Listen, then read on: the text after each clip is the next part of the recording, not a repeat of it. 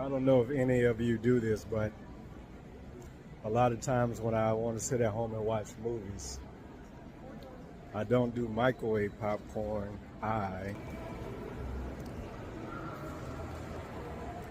That's right, I tend to go to the movie theaters, buy the popcorn, and take it home with me while I watch movies. So,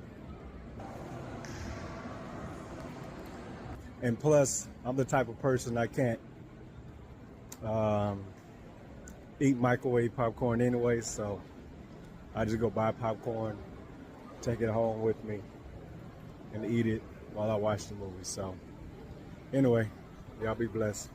I'm also wondering if anybody else does this too. All right, y'all have a good one.